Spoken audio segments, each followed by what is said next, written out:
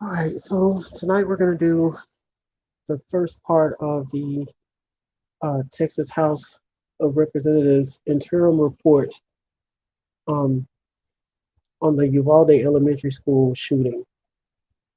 This report is kind of long, but it's in 6 sections, and some of those we can combine. And I'm also going to skip reading like the preface and all that stuff. I'm not going to read the victims' dedications because I put that in the memorial video. I put like an excerpt of their thing on here as the captions on the video.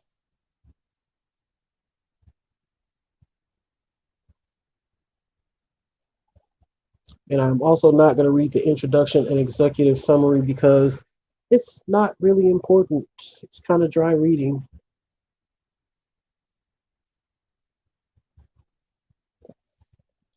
All right. This is the background and history. Well, that's not the part I wanted either. Scroll on down. Because some of this is just like not informative as far as the elementary school shooting. Okay, here we go. The committee has great respect for teachers and all who dedicate their lives to the education of children. As of the fall of 2020, there were 5,371,586 students in Texas schools. I had to make sure my mic was on. There are 1,204 school systems, most of which are independent school districts, which I never heard of until I lived in Texas. The largest independent school district in Texas is in Houston, with 196,943 students enrolled for the 2020-2021 school year. The smallest district is San Vicente ISD, which has 5 students for 2020-2021. All right, let's skip some more of the fluff. Here we go. Uvalde CISD serves a rural community of 15,217 citizens. The district's schools include Uvalde High School, Morales Junior High, Anthem, Flores, Robb, and Dalton Elementary Schools, and several alternative educational programs. The campus buildings range from over 100 years in age to the newest school, Uvalde High School, which is opened nearly 4 decades ago in 1983. Uvalde CISD constructed many of these older buildings during times when the potential threats to students were much different than those faced today. While no school could ever be built to prevent every conceivable threat, they can be built and operated in ways to better mitigate risk and impede potential threats from the outside attackers. Uvalde CISD Police Department. Until recently, oh, I don't have it on the screen. Let me put it on the screen for y'all, in case you want to read along. Until recently, the Uvalde Police Department was responsible for security in the Uvalde Public Schools. In 2018, Uvalde CISD established its own police department, headquartered at Uvalde High School, with 9 different schools and a budget for 6 police officers. Uvalde CISD oversees more campuses than it has officers. Wow. And it has assigned no officers specifically to Robb Elementary School. Instead, officers would regularly visit the Robb campus for a walkthrough. Wow. For a walkthrough several times per week, usually lasting from 15 to 45 minutes.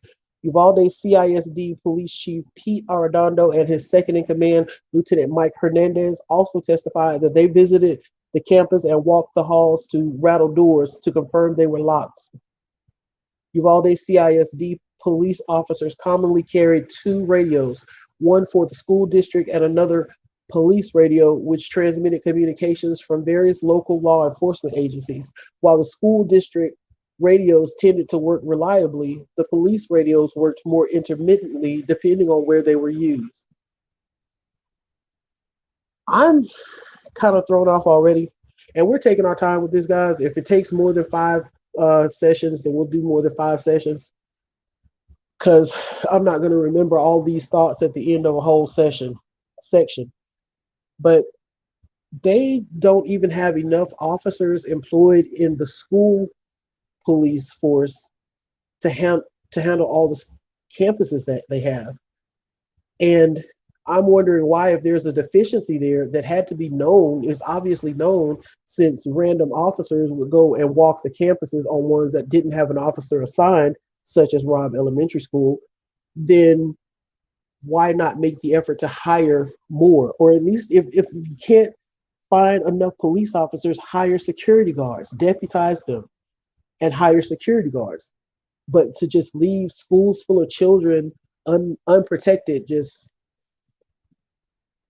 this was a mess waiting to happen. And also, they said that there is no officer that was specifically assigned to Robb Elementary School, but it seems to me that I recall when all this happened, they said very clearly that the school resource officer had an opportunity, or at first they said he fired at the suspect, and then they took that back and said he didn't have time to engage him or something like that. I don't know. The narrative keeps changing. But the way it was said led me to believe that he was the resource officer for that particular school.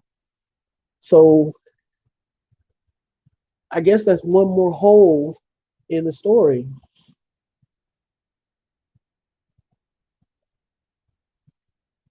But that's crazy to not have enough police officers even for at least one per campus. As directed by the state legislation enacted in 2019, Uvalde CISD adopted a policy for responding to an active shooter emergency. The Uvalde CISD deserves credit for having done so. They are one of the few Texas school districts recognized by the School Safety Center as having submitted a viable active shooter policy. So they had an active shooter policy that probably would have worked had they employed it. Uvalde CISD Police Chief Arredondo and Director of the Student Services, Kenneth Mueller, prepared a document titled Annex 1 Active Shooter and adopted it on April 15, 2020. The document identified its purpose as seeking to, quote, outline the local organization, operational concepts, responsibilities, and procedures to accomplish coordinated administration.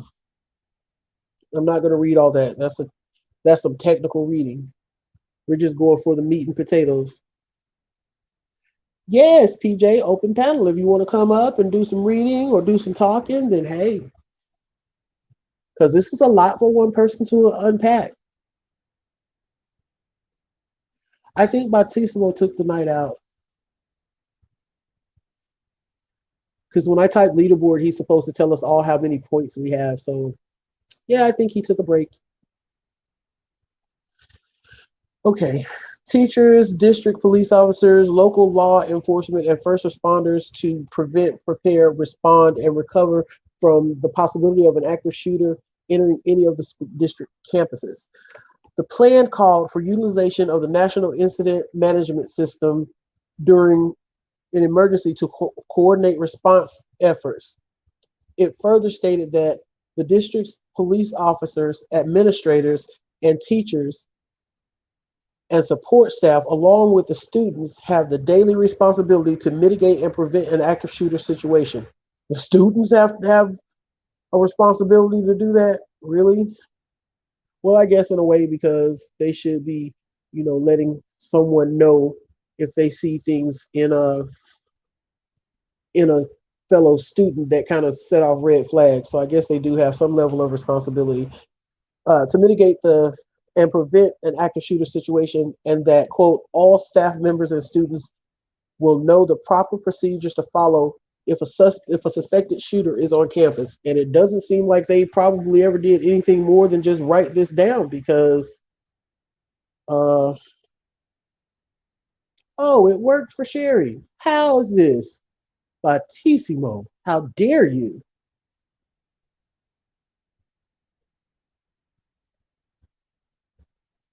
But it doesn't seem like they took the time to do anything but just type up some paperwork, but nobody was ever educated on what it is that they're supposed to be doing in an active shooter situation, because those cops obviously, I think the Keystone cops would have done a better job. I ain't lying. With respect to securing doors, the active shooter policy stated staff will conduct inspections of classrooms to make sure doors and windows can be secured.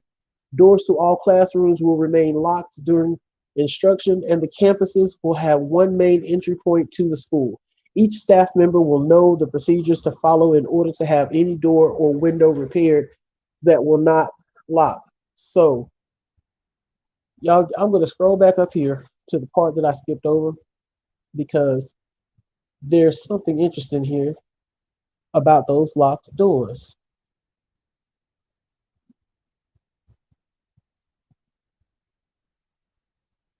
Let me just find the spot.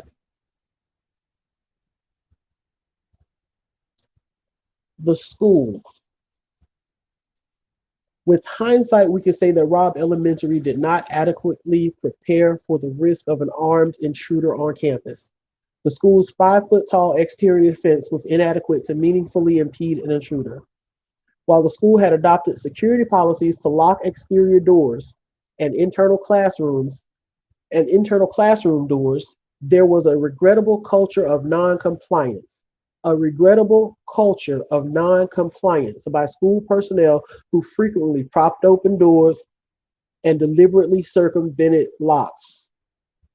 At a minimum, school administrators and school district police tacitly condoned this behavior as they were aware of these unsafe practices and did not treat them as serious infractions requiring immediate correction. In fact, the school actually suggested circumventing the locks as a solution for the inconvenience of substitute teachers and others who lacked their own keys. The school district did not treat the maintenance of doors and locks with appropriate urgency. In particular, staff and students widely knew the door to one of the victimized classrooms, room 111, was ordinarily unsecured and accessible. Room 111 could be locked, but an extra effort was required to make sure that the latch engaged. Many knew room 111's door had a faulty lock, and school district police had specifically warned teachers about it. The problem with the locking the door had been reported to school administration, yet no one placed a written work order for repair.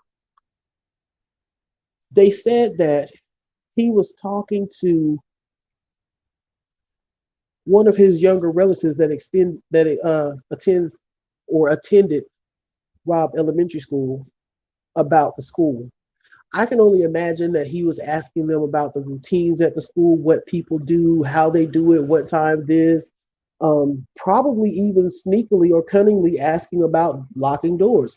If there is a consistent pattern of non-compliance that's going on, it was probably the same consistent pattern of non-compliance that was going on when he was there. He may have even been personally aware of the lock situation on room 111. So, good night, Sherry. Well, the link is up there if you want to jump up, PJ. Because I really would like to hear some other people's opinions on this. Everybody knows what my opinion of the response at Uvalde is. I have absolutely no respect for the way that situation was handled. So that's pretty much all you're going to hear me say. Somebody else might have another side of this. But yeah, so this was an ongoing problem that people were aware of. The police officers were aware of it. The teachers were aware of it. School administration was aware of it, especially the fact that this outside door didn't lock or wouldn't lock properly.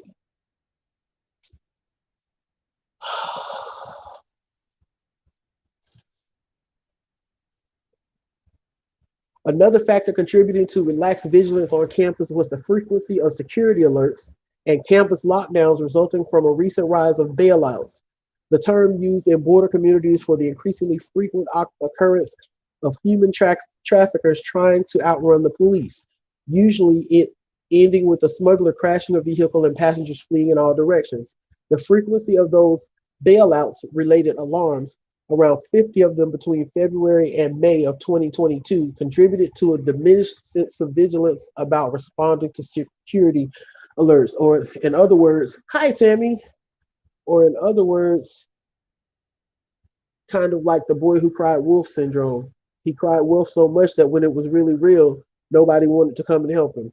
He's just playing. So they're basically numbing people to the severity of what these alarms and these bells and whistles are for by using them too much.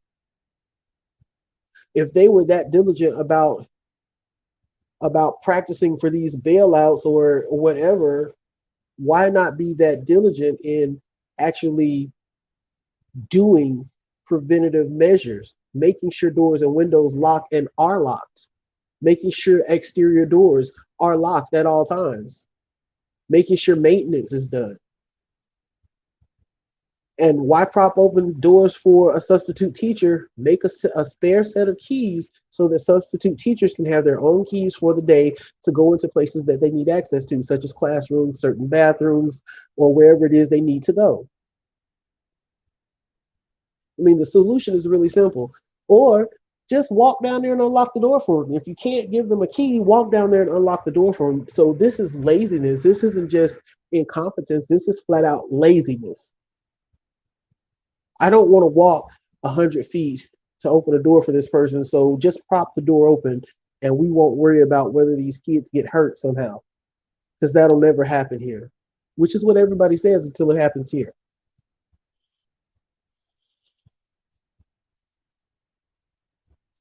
In violation of the school policy, no one had locked any of the 3 exterior doors to the west building of Robb Elementary School. As a result, the attacker had unimpeded access to enter. Once inside, the attacker continued into the adjoining rooms 111 and 112. And you know what? On that video, he made a beeline. Hey, Sleuthy, but he made a beeline down that one particular hallway. It's like he knew exactly where he was going. What's on your mind tonight, Snoop? Savage. No, nothing. I mean, honestly, I've been following this, but not following it. Like, I've been trying to avoid a lot of the videos about it because it just gets to be, it's too much. You know what I mean? But I don't think Yeah, there's any person in the creation of this world that is going to come in here and be like, Savage, I really do think that these officers did exactly what they were supposed to be doing. And they're absolutely by far the best police force. Like, it's just there's not even a realm of possibility. I mean, even saying that they did a decent job, like if this was to be a review of, our like an employee review or something, like this doesn't even meet satisfactory as far as yeah, that it goes. really And doesn't. so It really doesn't. it's bad. It's just bad. I just Yeah, I couldn't imagine being a parent um watching and reading and just seeing how absolutely terrible not just that the police did, but the school leading up to this, having been told time and time and time and time and time and time again, hey, my door doesn't lock. Hey, this door over here doesn't lock. Hey, if this happens, like, what do we do because our doors don't lock? And then this happens. exactly. Hey, PJ, welcome to the panel. Hey, I was just coming up to show you PJ. support. Okay. I So doesn't what do you mean need No. all. to You know what? No, no, because Grandma Sherry is not even here anymore, and Bautissimo gave her a dime. Sorry, just very a little bit bitter right now. Oh my It's fine. goodness, Batissimo. I think Batissimo was just teasing you all the time. It's fine. Go ahead, PJ. Yeah, but Say your opinions of these police officers, PJ. Oh, the police officers, I think they all should lose their job, to be honest with you. Didn't only a couple of them get suspended? Let me I ask think you that though. Okay, so if you think that they should all lose their job, who should monitor the city for while they're rehiring? I don't know. I just think they, I'm going to tell I you, I don't, agree with you. The vast majority of them, I think, should be unemployed. And I yeah. think, honestly, we should be deploying the National Guard to police this city until they can get everybody trained and rehired and all that stuff. Do you know what I mean? Because this whole situation is just disgusting. The police didn't do anything. What was it? a border patrol officer did something, the police just let the kid go in there and kill a bunch of little babies. Well, not babies, but you know what I mean. They're so young. I don't Yeah, know. but you know what? It seems like that town might be better off without the police because you had parents ready to go in there. I mean, they were chomping at the bit. So maybe they don't need any of those cops out there. They just need to deputize some of the parents out there. Right? Look, hire some more cops later or something. But yeah, they all need to go like ASAP. But they did make Arredondo. They put him on leave. I don't remember if it was paid or unpaid, but he's on an administrative leave. And the principal at the school was suspended as well. Yeah, but suspensions don't mean anything. They suspend people until nobody's looking, nobody's paying attention, the press all goes away, and then bam, they're right back to work. Nothing happened. You know what I mean? I'm I hoping this is not please, going to be one of those somebody shuffle her suspend around. me from my job paid someday. Like that would be amazing. Like, I seriously. I'm hoping that this won't be one of those situations where they just kind of let it die down and then shuffle her off to a different school or something. Because Right. sometimes they use suspensions as like a precursor to firing you. When you have certain things in your contract or whatever or in your job description, they can't just straight up be like, okay, you're fired. They have to go through a process. So hopefully the suspension is just a step in the process. Now, do they have a teachers union out there? I'm curious about that. I haven't really like, No idea. I'm sure they probably do. Most yeah. I I can't really think of a school that doesn't unless it's private. You know what I mean? Mm,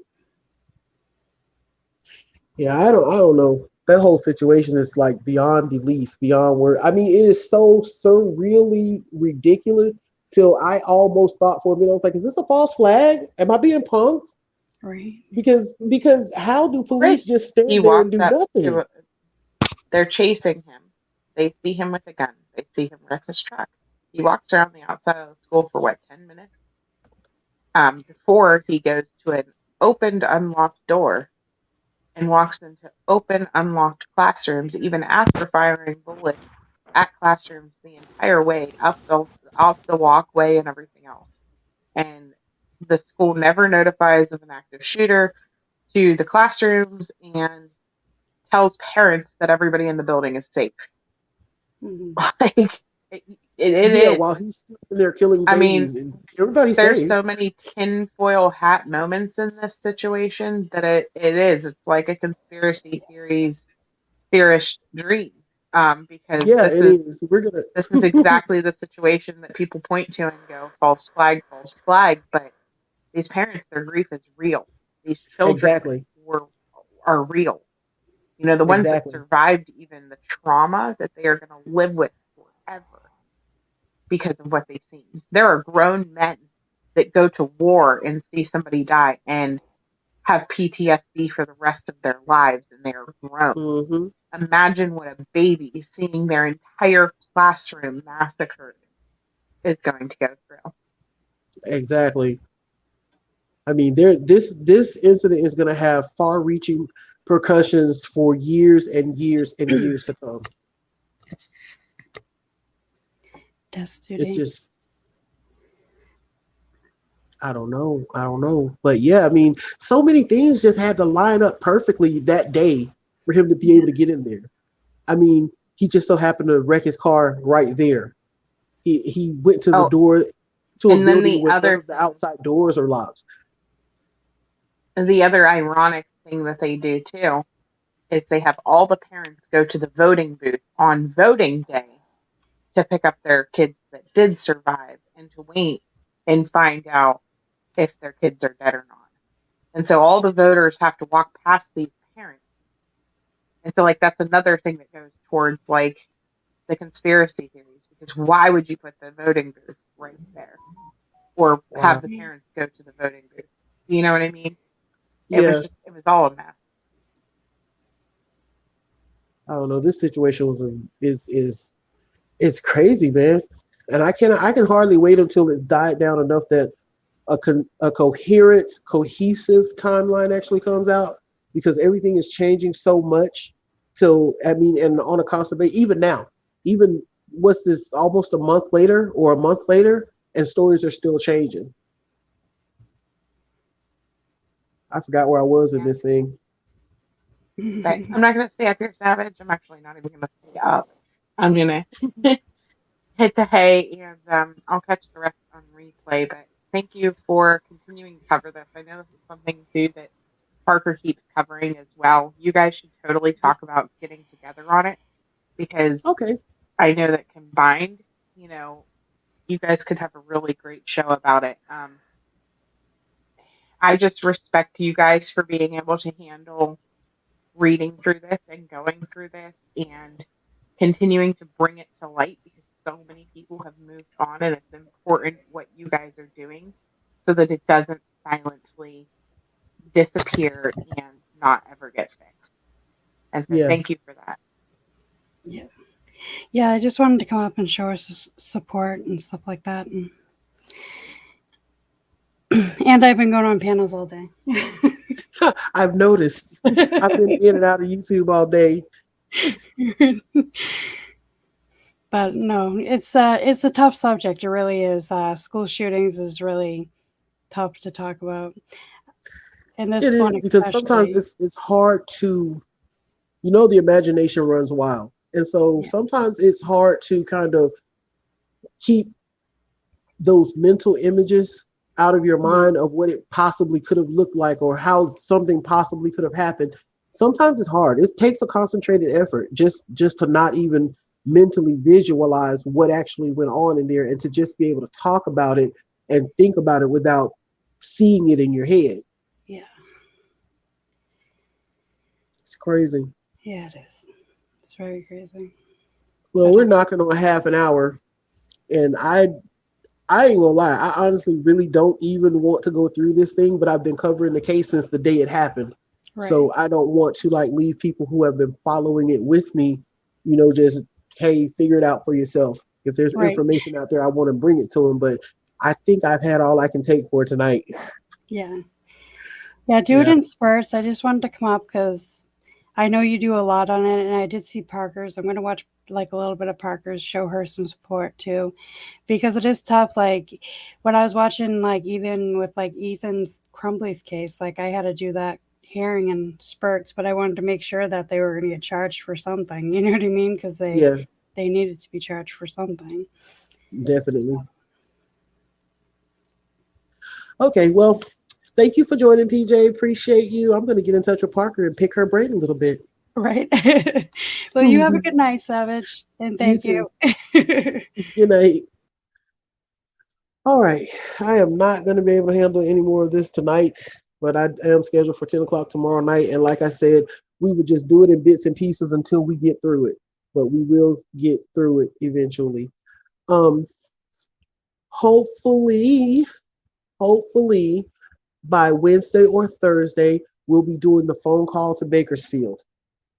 We should definitely be able to do it by Wednesday or Thursday if everything lines up the way that it is supposed to. I'm so excited for that. I've been itching to get that phone call made because I really want some answers. I want to know what that building is next to that police station so that I can try to figure out why so many kids are going missing in a clump from right there, between the police headquarters and the city building. You got all these kids disappearing. What's really going on? So I'm hoping we can get some kind of understanding or explanation on that. And I got a list. I came across some more Bakersfield kids too, so I've got a list going. I'm going to try to run down the list with the officer, and if he's doesn't have the time or isn't willing to run down the list on the phone, I'm going to see if maybe he'll let me email it to him, and then he can email me back the answers, at least um, any of them that have been found, and possibly some information on the circumstances of how they were found. Did they just run away? Were they just hanging out? Were they actually taken by someone? If we can just get some basic information to kind of put some meat on these bones that we got, because all we're working with now is bare bones. It's just we've got the names of some kids and the dates they went missing, but we really don't have anything else with that. Let me see. Glad you gave me pictures. Saying some come and I can't see this. Oh my God! Let me take these glasses off. I'm blind as a bat without them, but I can't see up close when I wear them. It says, glad I gave you The picture some came and tore. Oh, really?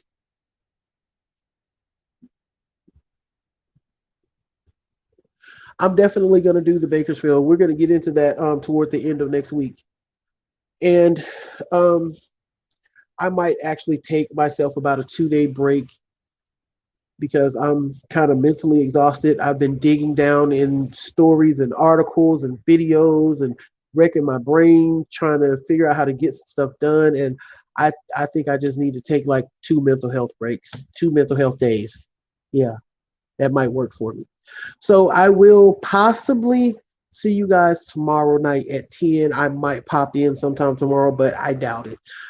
Love you. Thanks for hanging in there with me, Tammy. You know I love you so much. Good night.